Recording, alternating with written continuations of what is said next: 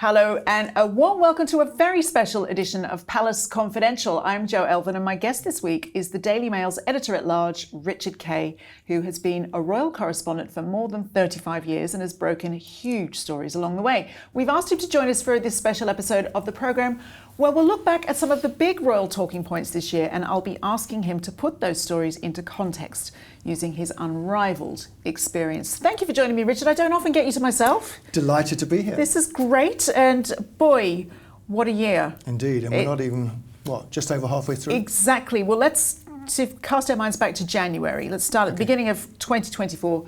No sooner had the year started when the royals really found themselves in the grip of quite an unprecedented health crisis, something of an earthquake. We'll come to Catherine in a second, but let's start with King Charles. He suffered that double blow at the beginning of the year. The first was the operation for an enlarged prostate in January, and then the next month he had discovered that they had found cancer while they were operating. Now, it was so strange, wasn't it, after so many years of the secrecy surrounding the Queen's health, that these were really uncharted waters for everyone, weren't they? Yeah, it wasn't so much the secrecy that struck me at the time, was the fact that the royal family has always put forward this image of resilience and invulnerability. The Queen, until very late in her life, was very rarely ill. She had the odd operation on her knee and her hip, but she was not out of commission for long. And suddenly, poor King Charles, he barely got his feet under the throne, and he's struck by this sort of double diagnosis. And, one was tempted to sort of reflect on the fact that he'd come to the crown so late in life, and suddenly he was facing this health crisis. And obviously it affected the rest of us and our attitude towards the monarchy. Indeed. Now, he's been remarkably positive and robust, and he's still managed to attend some public engagements, but understandably he will be being restricted, and there must be limits to what he can and can't do. Well, there have been limits on what he can and can't do, and the thing we know about Charles is that he's a restless man. He always wants to get on to the next thing. He hates being tied down by sickness, in a way very much like his mother and his late father too. But he has been restricted on what he could do. So in those early months, he wasn't allowed to do sort of front-facing, as they said, engagements, meeting people. He did a lot of stuff on Zoom. He did still carry out some of the most crucial duties as monarch. He still saw the Prime Minister for those weekly audiences, but often the Prime Minister had to come to him. Yeah. But there have been restrictions on what he could do. Now, she's not the monarch, Princess of Wales, Catherine, but the shock over her illness was all the more profound, wasn't it? I think the shock over Catherine was much deeper than the King's, because, of course, her age, apart from anything else, but also because she was so vibrantly and so obviously well, and she exuded good health. She took great care of herself. She worked out. I mean, she looked slightly slim, of course, but nevertheless always in the peak of physical health. And to learn that she had, first of all, had to have an unspecified operation, abdominal surgery, it was described to us by the palace at the time. And then after weeks and weeks, it seemed, and a lot of rumour, mainly online, about what in fact ailed her, she made that incredibly moving video in which she talked about the diagnosis of cancer. And what did you make about the way that she did handle that revelation?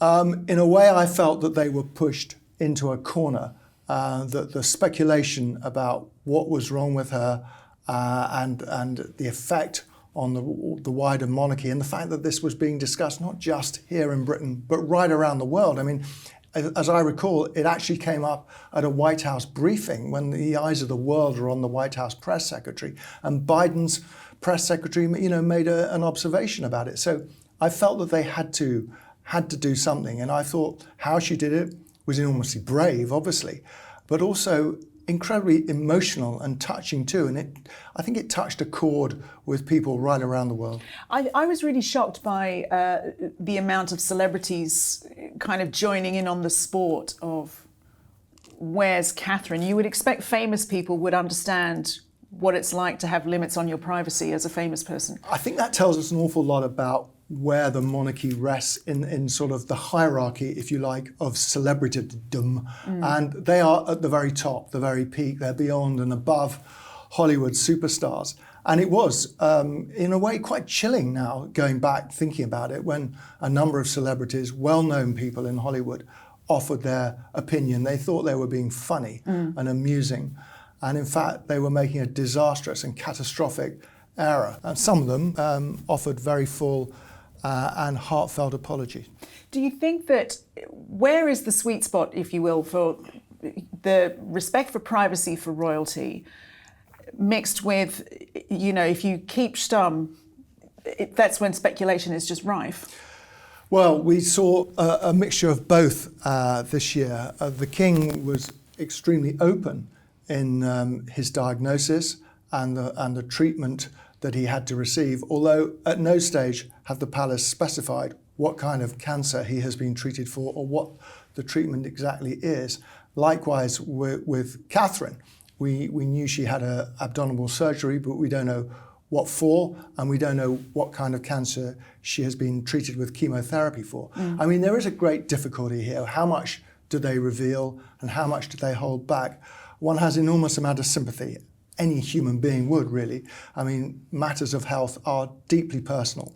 And yet, when you're a member of the royal family, particularly the King, and if you like, okay, Catherine will never be the monarch, but she's going to be the next monarch's consort. There is a degree that of a view that a good deal of what for the rest of us would be considered private has to become public. We are entitled to know about the health of our head of state. I mean, the obvious comparison is with the President of the United States. We've learned an awful lot in recent months about the President's health, and there's a feeling that the King should perhaps sort of be treated on a par with that. Yeah, and it seemed that the public reaction to both Charles's and Catherine's illness reminded us of the importance of the royal family in the public consciousness. Oh, the royal family are hugely important to us as a nation, what they represent, what they tell us about our history, and how we think that they reflect the best of us. And when we see them diminished, as we have done for all these months this year, we take a step back and we are immensely concerned. I mean, I think public concern, particularly about Catherine and the King, and to a lesser extent, don't forget, the Duchess of York has been diagnosed with cancer too. It tells us that there is a very human quality in the citizens of this country who are very deeply concerned about the well-being of our monarchy. I mean, it does bring into question, doesn't it, the wisdom of slimming down the monarchy. It does raise awkward questions. Well, that's the one thing that really has come to the fore. I mean, the monarchy slimmed down as a consequence of the death of Queen Elizabeth. And then, for various reasons, some of the principal characters have either withdrawn from the stage or been forced off. And I'm thinking here, obviously, of Prince Harry, who decided to go into exile, and scandal-hit Prince Andrew, who no longer plays any kind of formal part in public life. But it has shown, with the absence of the King, the absence of Catherine, and for a large portion of Catherine's absence, William too stepped away so he could look after their children. We were left with a rather threadbare monarchy. The thing is, in the wider context, there's been so much global tumult this year. Wars and an unprecedented amount of elections all happening at once. Do you think that this has taken some of the scrutiny off the royal family? Well, I don't think it took much of a scrutiny off the royal family in the first few months of the year. And in fact, the royal family would say, if anything, the focus on them was more intense than ever. And I'm thinking particularly of those weeks, almost months really, when there was so much speculation about what was wrong with Kate and where she was and why we didn't really know what was going on. But it is true that in the last couple of months or so, there seems to be a more ordered plan for her hopeful return to public life, the King's return to public life. It has taken some of the heat out of the situation, and obviously world affairs have also dominated the news agenda too. Do you think that some of the things that happened earlier this year, the speculation over the Mother's Day photo and just the way all the announcements were handled, do you think that lessons have been learned, that they've put into place pretty sharpish about just diminishing all the noise? I hope so. I really hope lessons have been learned. I mean, there were some very sharp contrasts in how Buckingham Palace handled the news surrounding the king, and those working for William at Kensington Palace, who handled the Catherine story. And I think, to start with, for sure, Buckingham Palace's approach won more plaudits with the public, and Catherine's approach was slightly more cautious and more measured. Maybe that tells us something about the two characters, but it did tell us a bit about the handlers and how they were presenting the news. Now, as a royal reporter, you have seen one or two royal crises unfold over the years. How does this year compare in your memory? It's big, there's no doubt about it. I think what's striking about this year, of course, is the unprecedented ill health. I mean, when I was growing up, as I like to say it, covering the royals in the early years, I mean, the only figure who suffered any ill health was the Queen Mother, but she was always extremely old, and therefore it was sort of taken as read that if it wasn't a fishbone stuck in her throat, she would often be in hospital for some other medical procedure. But there are obviously 2 years when there are comparisons in my recent experience of covering the royals. 1992, the year of the annus horribilis. 3 of the Queen's children's marriages ended in separation and divorce, and there was an absolute crisis on the royal family. Also, it was the year that Windsor Castle caught fire. But above it all, we had a monarch who remained, if not impervious, she was still there, and she reflected the concerns of the nation at the time when she made that very moving speech when she described 1992 as her annus horribilis. There was a lot of support from the public. And then, of course, 5 years later, 97, when Princess Diana died, and how the monarchy responded to that death. And there were huge questions that there were missteps made, not least by the Queen herself, perhaps not realising the depth of public feeling in the initial days after Diana's death. And have you noticed massive ebbs and flows in the royal family's popularity? I mean, we're enjoying a time when they are very popular at the moment. How does that compare to those previous crises? Well, the royals were very popular. The popularity of the modern royal family really stems from 1980 and the arrival of a certain Lady Diana Spencer. I mean, throughout the 70s and indeed the 60s, before my time, but the royal family were admired, but were seen as slightly remote, slightly tweedy and stuffy. I mean, television changed so much. The introduction of the cameras, Prince Philip was behind when they made that groundbreaking 1969 documentary Royal Family, was kind of the start. But really, the sort of fascination and the global fascination began with Diana and has never really gone away. It's fascinating. Well, if you do like great royal content, you might want to know about our brand new show. Check this out. We know how much you love looking at royal photographs, so join me for a special programme as I take a fresh look at the fallout between Prince William and Prince Harry through some of their most fascinating pictures and rarely seen moments. It's called Reading the Royals, and you can watch it here on the Daily Mail Royals channel. You can see that and more great royal videos on the Daily Mail Royals YouTube channel. We'll be back with Richard Kay in just a moment, but before that, despite the ups and downs for the royal family this year, there have still been some wonderful images of our royals. Here are just some of our favourites.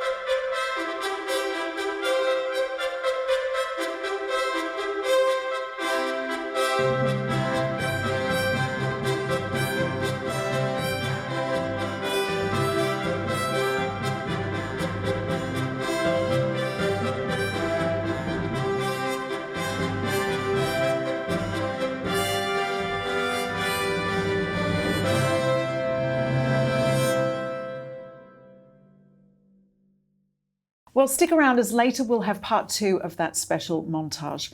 Let's bring Richard Kay back now. Now, let's talk about Meghan Markle. She launched American Riviera Orchard this year. Still can't get that name to trip off my tongue very smoothly. There's been a lot of promotion. We haven't actually really seen that much stuff come from it yet, have we? What have they been doing? You've seen the strawberry jam? Oh, was that it? No more to see here? The dog biscuits? I don't think I have actually seen the dog biscuits. No. I've just heard about them. No one's seen. No one we know has got the jam or the dog biscuits. Some of their it's been curated for their celebrity friends. I don't think we're on the gift list here, Richard, anytime soon. Well, we're awaiting with bated breath for what comes next. We think the first sort of commercial product is going to be rosé wine. Presumably. Yes, I was thinking we might review it on Palace Confidential. I think we should. Yeah, it'd be nice to get a crate. Yeah. So that we think is going to be the first product that will go on public sale. I mean, the obvious thing to compare Orchard Riviera with is Prince Charles's, as he then was, Duchy of Cornwall, and the Duchy Originals line of food and other products. Yes, but that's, I mean, am I wrong? That's always been a much more understated presence of the royal connection am I wrong? No, it was understated, but it was also a very slow process. I mean, it was biscuits. For years, it was just biscuits. Lemon shortbread. Really good ones, though. Good ones, yeah. Good ones. You might buy them at Christmas. And then he expanded the range. He got a link with Waitrose and was able to roll it out a bit. But quite where Meghan's going with hers, is it going to appear, her stuff going to appear in supermarkets? I don't think so. She's looking for a very high-end, sort of Gwyneth Paltrow type, curated lifestyle products. And how does it work then if we do have this burgeoning sort of like business that's going to take the world by storm, American Riviera Orchard? Its very existence would seem to make it hard for any discussion for the royals to accept the Sussexes back into the fold, should that ever be up for discussion. I mean, it's easy to be cynical about this, and a lot of people are, but equally, you could argue that she's trying to do something which sort of breaks away from what has been the sort of the commercial imperative that Harry and Meghan have followed in the 4 years since they've been in the US. And that really has been about cashing in on their royal connections for good or ill. They clearly cannot carry on doing that, and indeed it would seem that they have made a conscious decision to stop. I mean, what's happened to the paperback version, for example, of Prince Harry's book? No news or sign on that. He famously said at the time of the book, when it came out, that he had enough material for a second book. Yes, he did, yeah. So, maybe they're looking to try and go in a slightly different direction. I mean, we know they've got their fingers in many different plums. They still want to be involved in media stroke, the movie business, but we haven't seen much sign of what they have intended. Well, I do wonder if the King's health woes have had some effect on what you're saying about his plans for talking about the family more. But, Harry did rush back to see his father when the cancer diagnosis was announced, as a normal son would do in any other family. But even that turned out to be done in a way that antagonised the family. Well, it was a mercy dash, bar none, but he only actually stayed for something like 30 minutes, or at least saw his father for about 30 minutes. It was done very hastily. I think the King was obviously very grateful and touched that his son would jump on a plane and fly 5,000 miles to see him. But I don't think there was any thought process on what he was going to do when he got here. And I think Harry may have wanted to spend some time with his father, but the King was just about beginning this treatment. He wasn't about to abandon that. He lives his life on a very tightly controlled timetable. And really, if anyone should know that, it's Prince Harry, because his whole life was predicated on royal timetables. And it's interesting, isn't it, because there was this much publicised telephone call on the King's birthday in November, his birthday, isn't it, November last year. We'd been led to believe from that there would be more contact between father and son, but that hasn't really been the case. There hasn't been. I mean, of course, the elephant in the room is really the relationship between Harry and William. And there has been no sign that there's been any improvement on that at all. I mean, it was reported, not confirmed, that when Kate made one of her 2 public appearances, which was to attend the Wimbledon finals, that Harry had been so impressed by seeing her in the royal box that he apparently reached out to her and sent her a message of congratulation. And there have also been reports that he may want to come over on a solo visit this summer to try and see if he can build some bridges with the family. Or is that more that Meghan doesn't want to come rather than he wants a solo trip? Maybe he just realises that Meghan would be an absolute drag on any kind of appearance over here. I mean, public attitudes towards him are different when he's on his own than when they are with his wife. Now, we've mentioned before, Meghan, she has her lifestyle brand, and you touched on the fact that Harry's opportunities for money-making opportunities seem less clear, especially if he isn't going to come up with this supposed second book. I know, it's very hard to see where he's going to go to raise money, and their lifestyle is incredibly expensive. This wraparound security they have has been estimated, and I have no reason to doubt these figures, costing somewhere in the region of $10 million a year. Wow. I mean, that's a colossal amount of money they've got to make. And it is very hard to see where he's going to go to turn their independence, because that's what it's all about, into supporting them financially going ahead. Now, at the time of Brexit, cast your mind back, that Harry and Meghan were compared at the time to Edward and Wallis Simpson, another American, etc. But since more time has passed, do you still think that's a fair comparison? It's the only real comparison you can make. King Edward VIII was a very popular young man. He was extremely popular as Prince of Wales, and for the brief time that he was monarch, the public loved him. The public adored Prince Harry. He was, after the late Queen, probably our most popular member of the royal family. And both of them chose to abandon duty for almost similar reasons, really. I mean, love, I think, was probably at the heart of both of their decisions to break away. The public never forgave the Duke of Windsor for abandoning the throne and going into exile, and I'm not sure whether the public will really truly ever forgive Harry for doing the same. Well, it's interesting, isn't it? Because it does seem like neither Edward or Mrs. Simpson ended up particularly happy in their later years. I mean, what would happen? How could Harry and Meghan avoid that same? Well, I mean, Edward and Wallis became rather itinerant figures, ridiculed in many ways for the roles they had. They didn't do anything. They just lived life as sort of lotus eaters, flitting from one sunny resort to another, sponging off rich friends, and not contributing at all to public life. I think there is a difference with Harry. He has the Invictus Games, and he clearly wants to take that forward going on, and he does want to contribute in some way to public life, and he's got to try and work out what he can do.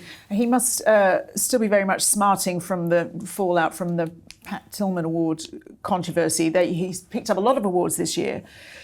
The public was really not into this one, neither was Pat Tillman's mother. And Harry then invoked his late mother Diana in his acceptance speech. What did you make of that? Well, it was quite a subtle reference to his mother. He didn't actually name check Diana, but he did talk about the relationship between a mother and son and how important it is. And it was clearly a reference to Princess Diana and his losing her at such a young age.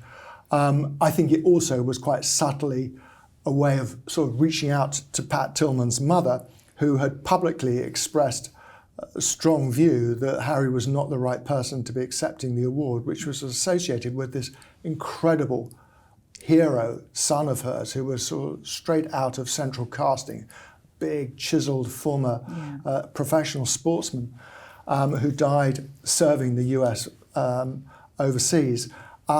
And I think he was trying to sort of mend bridges, if you like, in the way he did it. But a lot of people were not impressed. Now, you mentioned earlier what a significant figure Diana was and remains for royal watchers and the royals themselves. And it's interesting, isn't it, that both Harry and William have a very different perspective on life with their mother and what she meant to them in the public. But I know it's always an unfair question, but what do you think she would have made of their lives at the moment? Well, let's start by saying how much the boys have been tussling, because there's no other word to describe it, tussling over Diana's legacy, because they have, and they've been pulling apart Diana's legacy, which bit suits them best. And I think it's a great tragedy. What I knew of Diana was, first and above all, was her love for her sons. I mean, that was clear to the whole world. She loved those boys, and I think she would have been brokenhearted by what had happened. The big question is, would it have happened had Diana still been with us? My own view is it probably wouldn't, because I think she would have remained the pivotal figure in both their lives and would have prevented the fallout from happening. Do you think she would have been proud, though, of what they have done with their lives, or do you think she'd want them to do different things? Well, I do. I think she would have been proud not just of William and Catherine and what a stylish addition they've made and how they sort of seamlessly stepped into her, and don't forget Charles's shoes. He was there too at that time with a young family. But I also think she would have been hugely jealous in a way that Harry managed to break away. I mean, you've got to remember, Diana was a radical. She was very unhappy. She was trapped within the royal system. She did try and break away. She couldn't quite before her death. And I think she would have been fiercely proud of the fact that Harry had chosen a life outside the royal circle. Well, the show would not be complete, would it, without... That's right, it's the Princess Anne section of the show. Now, we do often joke on this show, Richard, about Anne's hardiness and her no-nonsense attitude, but, you know, a kick in the head from a horse is no laughing matter, really, is it? No laughing matter, and of course, you know, it was another significant moment for the royal family, because no one does more on behalf of the monarchy than Anne. I mean, she is everywhere all the time, and her absence from the royal stage was a huge loss on top of everything else, and it made us realise just how much we missed her. And of course, it's not just that about Anne. I mean, in many ways, she is the best monarch we've never had and never will have. I mean, she embodies her mother's sense of duty above all, in a way that no other member of the royal family does. I mean, she's not constitutionally important to the monarchy. I think that's what the scholars would say. But it's awful to think, isn't it, that one day it will have to function without her. I often get the feeling that she's really keeping the wheels on. I know. I can't imagine what it's going to be like without Princess Anne. She's been doing royal duties since 1970. That's an incredible long period of time. And she shows no sign of wanting to give up. I mean, I think her recuperation was one of frustration. I mean, she wanted to get back out there, but you know, a blow to the head is a blow to the head, and her physicians were quite right in saying, you've got to rest, we've got to monitor you. But it's interesting, to your point, like, if she's in her mid-70s, she's a royal. If she wanted, she could have an easier life. She could. I mean, but she doesn't want to. No, she doesn't. I mean, she could go to her brother and say, I want to put my feet up. But A, she wouldn't, and B, he'd be staggered if she did. What do you think is her motivation? I think service. I think duty. I think it has become such a central part of her life. I wouldn't say she sacrificed sort of the domestic side of her life. I mean, she was a very good mother to Peter and Zara. She raised the children, but she raised them in a very royal way. She raised them in a way which allowed her to spend a great deal of time doing her official side of her duties too. And I think that is the way she is. And I think significantly this year with the King's health woes, he's probably really relied on her and appreciated Anne as a real wing woman of a sibling. Now, William is not going to have that going forward, is he? No, I mean, the plan had always been, William hoped, that Harry was going to be his wingman in the way that Anne has been Charles's. But that is completely out of the window. So who's going to step in for William? We don't know. Watch this space. If you enjoyed our earlier round of the year's best royal picks, here is part 2. And stick around because there are some fantastic ones in there.